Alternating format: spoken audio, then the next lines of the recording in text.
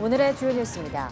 어제 전국에 내린 봄비는 양도 많았지만 강풍까지 동반해 소형 태풍과 같은 양상을 보였습니다. 남부에도 100mm 안팎의 비가 내려 당분간 산불 걱정은 덜게 됐지만 가뭄이 완전히 해결되려면 비가 더 내려야 한다는 진단입니다. 보행로가 무너지며 사상자 2명이 발생한 경기도 성남 정자교는 지난해 안전점검에서 양호 등급을 받은 것으로 드러나 부실점검 의혹이 제기되고 있습니다. 사고 지역 인근에 있는 불정교와 순회교에서도 일부 침하 현상이 확인돼 보행로 통행이 양방향 모두 통제됐습니다.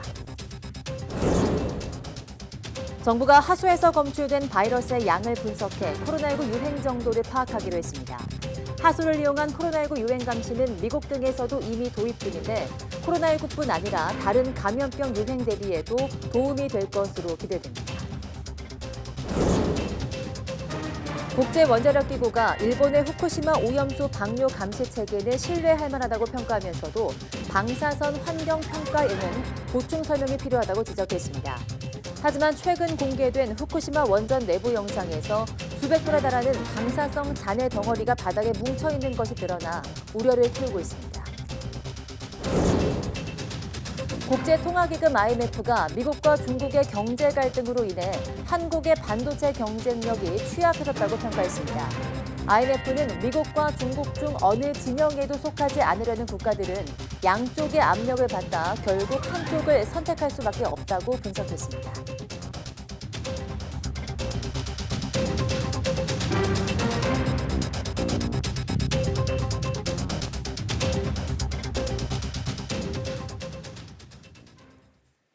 네, 여러분 안녕하십니까? 4월 6일 사이언스 투데이 시작합니다.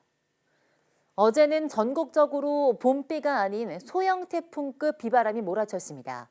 남부지방에는 100mm 정도의 비가 와서 극심한 가뭄이 고비를 넘겼지만 완전히 해갈되려면 이 정도의 비가 한 번 더 내려야 합니다. 김민경 기자입니다. 활주로의 바람자루가 세차게 펄럭입니다.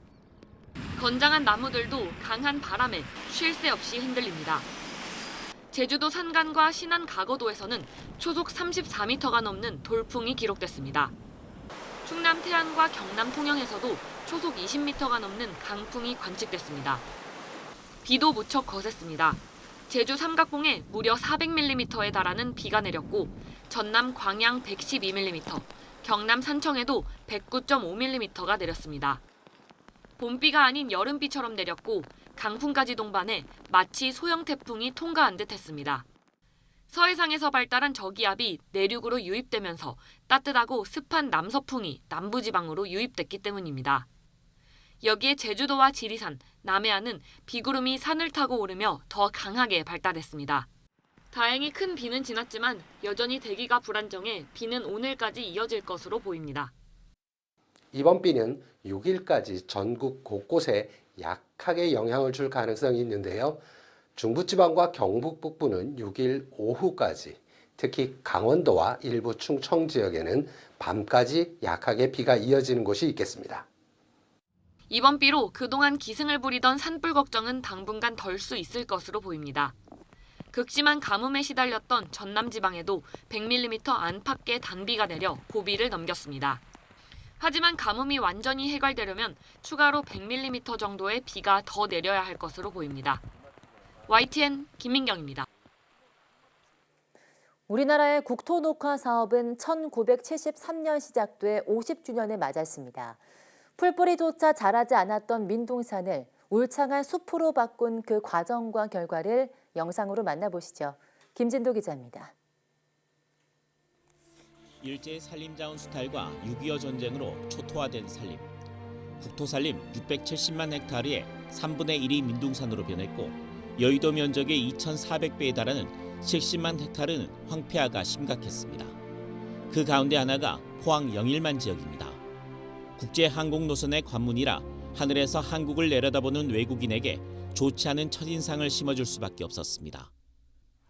1973년 지산 녹화 10년 계획이 시작되면서 4,580헥타르 영일만에 대한 황폐 산림의 규모 측량이 시작됐습니다. 지리적 여건에 맞게 복구 설계도를 작성하는 등 체계적인 녹화가 이뤄졌습니다. 별명과 비슷하게 정말 그 불도저처럼 그 모든 것들 전혀 없는 그런 황무지에서 그 국토를 그 푸르게 녹화한 그런 리더십을 강력하게 발휘한 중장비를 투입할 수 없는 산사면을 사람 손으로 정리하고 토사가 흘러내리지 않도록 계단을 조성했습니다. 퇴비를 만들어 나무 묘목을 심고 1년에 한 번씩 겉모기를 정해 나무가 잘 자라는지 확인했습니다. 50년이 지난 지금 포항 영일만은 세계에 자랑할 만한 녹색 산림으로 변했습니다. 아름드리가 간격을 맞춰 줄지어 자랐고 첫 모래방지 사업을 기념하는 공원도 조성됐습니다. 정부 녹화 사업과 동시에 민간인 신분으로 곳곳에서 홀로 나무를 키워낸 독림가도 있었습니다. 우리나라 치산 녹화는 정부가 끌고 국민이 함께하는 방식이었습니다. 이번에 명예전당에 오르신 고 진재랑 모범 독립가께서는 전라남도 무등산 일대의 임야 667헥타에서 나무를 심고 가꾸신 대형 산불로 일부 숲이 소실됐지만 우리 산림은 이렇게 건강합니다. 지난 50년 동안 숲을 잘 가꿨다면 이제는 잘 지켜낼 방법을 고민하고 또 그 혜택을 더 많은 국민이 누리도록 해야 합니다. YTN 김윤두입니다. 일본 정부가 밀어붙이고 있는 후쿠시마 원전 오염수 방류에 대해선 일본 내부에서도 우려가 큽니다. 안전성에 대한 걱정이 큰 거겠죠. 최근 후쿠시마 원전 내부 영상이 공개됐는데 이 역시 우려를 더 키우고 있습니다. 함께 보시죠. 네, 지금 보고 계시는 것이 사고가 났던 후쿠시마 원전 1호기 내부입니다. 관리를 맡고 있는 도쿄전력이 원전 원자로 바로 아래 부분을 촬영한 건데요. 네, 두꺼운 콘크리트가 떨어져 나가 철근이 그대로 드러나 있습니다.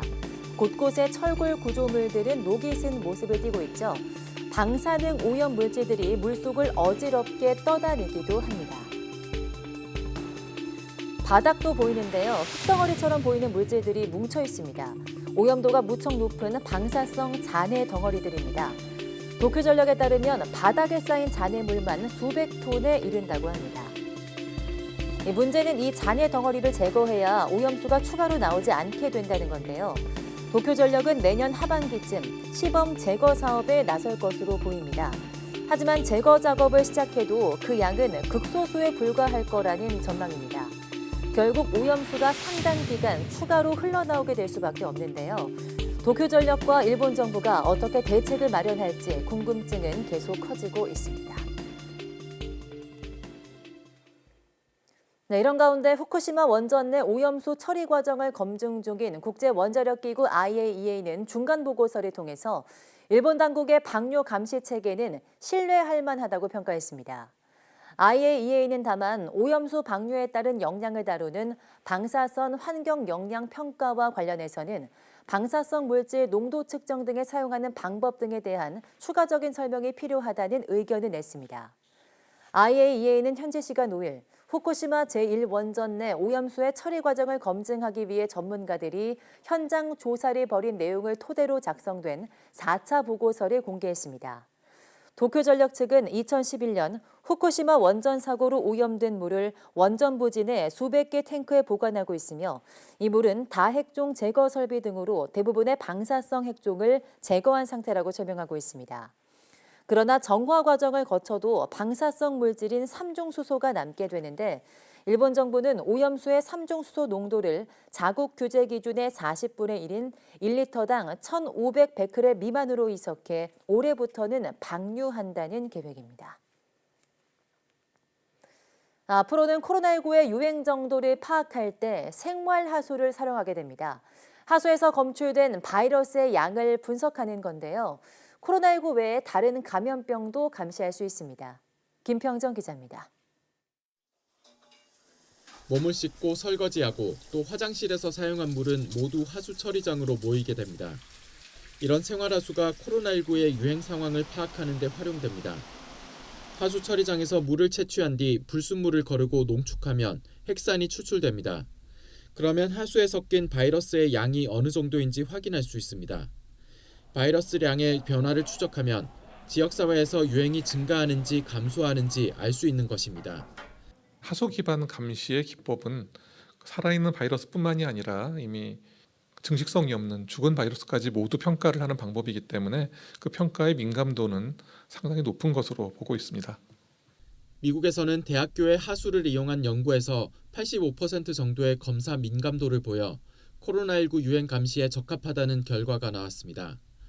세계보건기구에서 새로운 감염병 감시 기술로 권장할 만큼 신뢰성을 인정받았고 미국 등에서 이미 도입해 활용하고 있습니다. 또 코로나19뿐만 아니라 다른 바이러스도 감시할 수 있어 다양한 감염병의 유행을 미리 대비하는 데 도움이 될 것으로 보입니다. 정부는 코로나19를 대상으로 한 하수 기반 감시를 시작해 이달 안에 그 결과를 공개할 예정입니다. YTN 김평정입니다.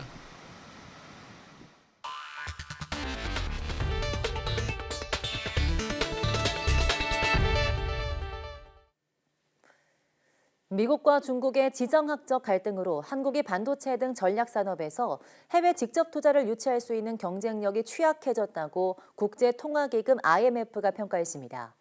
IMF는 글로벌 금융안정보고서에서 미중 갈등으로 각 나라가 공급망을 자국으로 가져가는 리쇼어링에 나서면서 중국 등 아시아에 대한 해외 직접 투자가 줄어들었다고 분석했습니다. 특히 세계 경제가 미국과 중국 주도 블록으로 분열되면 세계 경제 성장이 2% 감소할 수 있다며 일본과 한국, 독일 등 중국과 경제 관계가 깊은 국가의 피해가 무시할 수준이 아닐 것으로 전망했습니다. IMF는 미국과 중국 중 어느 진영에도 속하지 않으려는 국가들은 중립 지위를 인정받기보다 미중 양쪽의 압력을 받다 결국 어느 한 진영을 선택하게 되는 정책적 불확실성을 안게 될 것으로 전망했습니다. 예상보다 길어지는 반도체 업황 부진에 올해 1분기 삼성전자와 SK하이닉스가 최악의 성적표를 받아들 거란 우려가 나오고 있습니다. 반도체 부분은 수조 원대 적자가 확실시되고 있는데 인위적인 감산은 없다던 삼성전자도 깊은 고심에 빠졌습니다. 윤혜리 기자입니다. 삼성전자의 올해 1분기 잠정 실적이 내일 발표됩니다. 실적 버팀목이었던 메모리 반도체 업황 부진이 심해지면서 10여 년 만에 최악의 실적이 예상됩니다. 증권가에서는 삼성전자의 올해 1분기 영업이익 예상치를 지난해 말 6조 원에서 최근 1조 원까지 80% 넘는 급감으로 전망하고 있습니다. 반도체 부문 적자는 이미 피할 수 없는 상황으로 적자 폭은 수조 원대에 달할 걸로 보입니다. 최악에는 지난 2008년 4분기 이후 처음으로 분기 영업이익이 적자 전환될 수 있다는 우려마저 나옵니다. 반도체 부분에서는 분명히 깜짝 놀랄 만한 적자폭이 나올 가능성이 있는데 반도체 이외 나머지 부분도 최근에 시장 상황이 상당히 좀 안 좋아서 삼성전자 전체 영업이익이 적자가 나올 가능성도 배제를 할 수는 없다 생각이 됩니다. 이번 달 말 실적 발표를 앞둔 SK하이닉스의 상황은 더 심각합니다. 이미 지난해 4분기 10년 만에 1조 7천억 원대 분기 영업 손실을 냈는데 올해 1분기 적자폭은 3조 원대까지 늘어날 걸로 예상됩니다. SK하이닉스는 설비 투자를 지난해 절반 수준으로 줄이고 감산을 통해 반도체 보릿고개 버티기에 돌입했습니다. 최근에는 운영 자금을 조달하기 위해 2조 원 규모의 해외 교환 사채를 발행하기도 했습니다. 경기 침체 분위기에 반도체 수요 회복이 예상보다 더뎌지는 가운데 인위적 감산은 없다던 삼성전자 기조에도 변화가 있을지 주목됩니다. YTN 윤혜리입니다. 서울에 있는 교사 10명 중 7명은 챗GPT를 실제 사용해 본 적이 있는 것으로 조사됐습니다. 서울시 교육청이 서울에 있는 초등학교와 중학교, 고등학교와 특수학교 교사와 교육 전문 직원 5천여 명을 대상으로 챗GPT 관련 설문조사를 했더니 70%가 사용해봤다고 응답했습니다. 응답자의 90%가 챗GPT는 교사 역할에 도움이 된다고 말했습니다. 챗GPT를 교육에 활용하기 원하는 분야는 행정 업무 처리와 교수 학습 활동, 학생 평가 순서로 나타났습니다. 서울시 교육청은 챗GPT에 대한 교사의 관심을 반영해 오늘 챗GPT 시대 현장 교사에게 묻다란 이름의 서울 교육 포럼을 개최합니다. 요즘 가성비 좋은 준중형이 자동차 시장에서 돌풍을 일으키고 있습니다. 동시에 한국의 고급차 시장도 급성장하면서 자동차 소비가 양극화하는 양상입니다. 이승윤 기자입니다. 가성비 끝판왕으로 주목받는 한국 GM의 트랙스. 사전 계약 나흘 만에 10,000대를 돌파하며 지난달 13,000여 대가 판매됐습니다. KG 모빌리티의 토레스도 6,000대 넘게 팔리며 준중형 돌풍을 주도하고 있습니다. 현대자동차 그룹의 정석 회장님도 저희 쇼장에 잠깐 방문해서 저하고 인사를 했는데 글로벌 시티 메이커가 아니기 때문에 곳곳에 떨어져 있는 낙선물을 줍겠습니다 하고 말씀드렸습니다. 이처럼 가성비가 강조되는 가운데서도 우리나라는 의외로 고급차 시장에서도 고성장하고 있습니다. 메르세데스 벤츠 코리아는 지난해 처음으로 매출 7조 원을 돌파하며 국내 진출 이후 최대 실적을 올렸습니다. 포르쉐 코리아도 지난해 1년 전보다 6.3% 증가한 약 9,000대를 팔며 역대 최대 실적을 기록했습니다. Korea is an important market for Porsche. We are successfully wrapping up 2022 with a lot of support from our customers, ranking 6th in global sales. 지난해 롤스로이스는 전 세계 판매 실적의 4%를 한국에서 올렸는데 젊은 고객층의 증가에 놀라 서울에 특별 지점을 내기로 했습니다.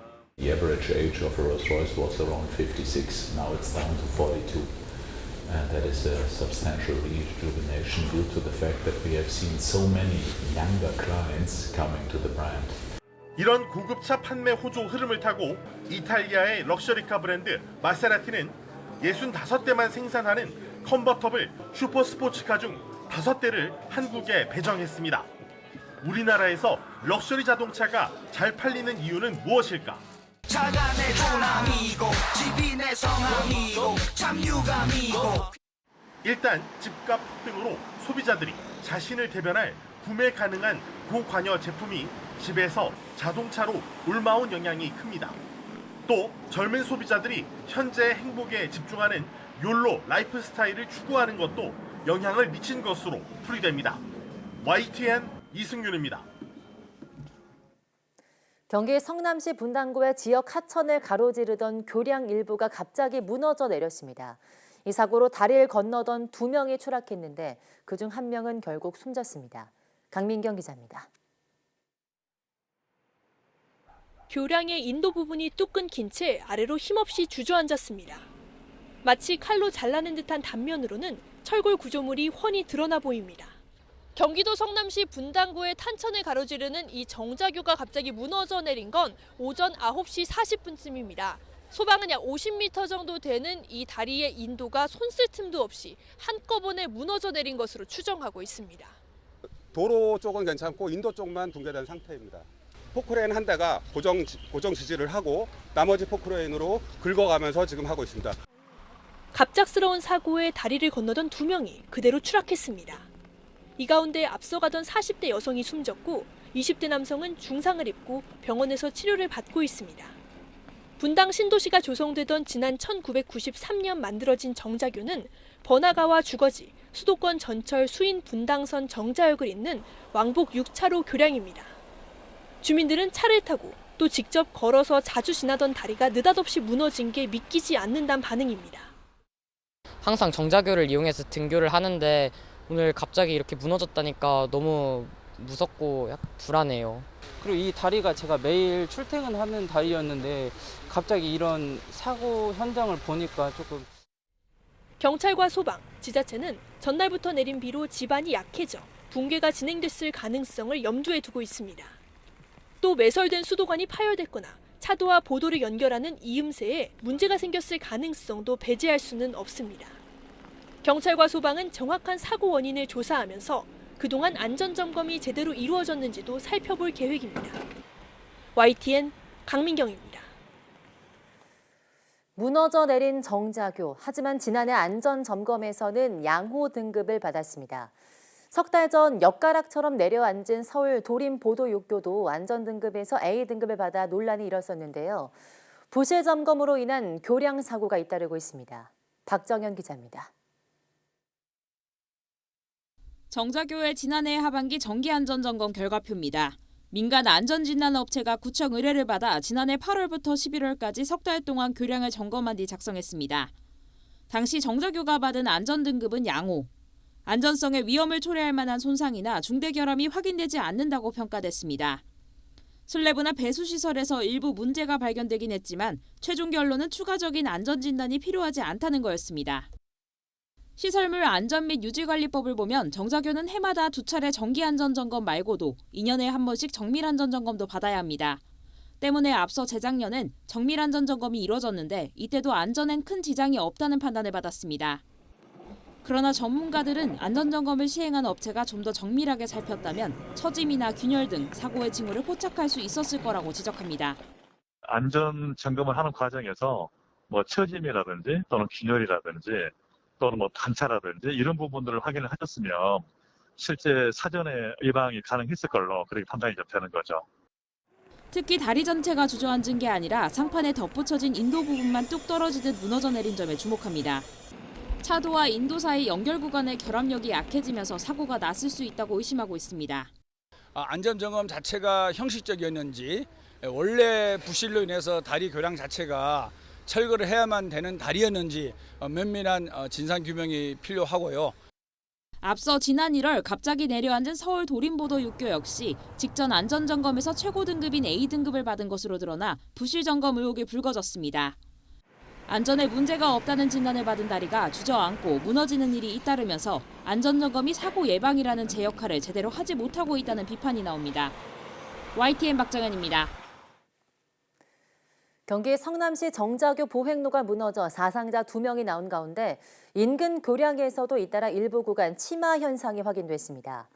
성남시 관계자는 인근의 불정교에서도 사고가 우려된다는 민원이 들어와 육안으로 확인한 결과 보행로 일부 구간에서 침하 현상이 확인돼 양방향 통행을 모두 통제했다고 설명했습니다. 불정교는 사고가 난 정자교와 1km가량 떨어진 교량으로 분당 신도시 조성과 함께 1990년대 초 건설됐습니다. 또 사고 현장 인근의 순회교에서도 점검 결과 난간 부분 침하가 확인돼 어제 오후 6시 반쯤부터 교량의 보행로 통행이 통제됐습니다. 순천만 국제정원 박람회장에는 테마정원만 무려 21곳이 들어서 있습니다. 각각의 주제를 담아서 관광객에게 색다르고 풍성한 볼거리를 선사하고 있습니다. 나연호 기자입니다. 순천만 국제정원 박람회장에 들어서자마자 한눈에 들어오는 커다란 언덕과 호수. 전남 순천 시가지를 가로지르는 동천과 도심을 둘러싼 산을 그대로 정원에 담았습니다. 언덕마다 나선형으로 완만하게 난 길을 따라 산책하다 보면 어느새 정상입니다.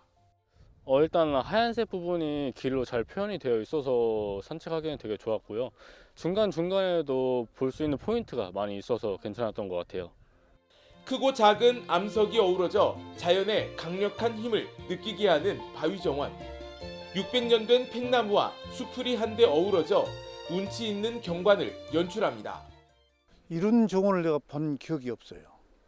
이렇게 크게 이 바위로 해놓은 게 없는 것 같고 아주 멋있고요. 아기자기하고 조밀하고 아주 배치를 잘해놓은 것 같아요.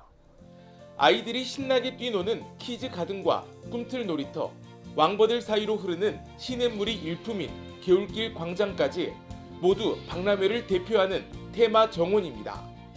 순천만 국제정원 박람회장에는 21개에 달하는 테마 정원이 조성돼 볼거리를 더욱 풍성하게 하고 있습니다. 테마 정원마다 각각의 주제가 담겨 색다른 경험을 할 수 있는 게 특징입니다. 남녀노소 할 것 없이 박람회장을 즐길 수 있는 이유이기도 합니다. 각 공간에서 주는 매력들이 다 다르거든요. 아이들이 좋아하는 공간이 있을 수 있고 어른들이 좋아하는 공간이 있을 수 있고 노인들이 좋아하는 공간이 있을 수가 있는데 그러면서 거기서 쉼을 얻고 개막 이틀 동안에만 26만 명이 넘게 방문할 정도로 순천만 국제정원 박람회장이 높은 인기를 끌었던 데는 모든 세대를 아우르는 섬세한 배려가 숨어 있었습니다. YTN 나연호입니다.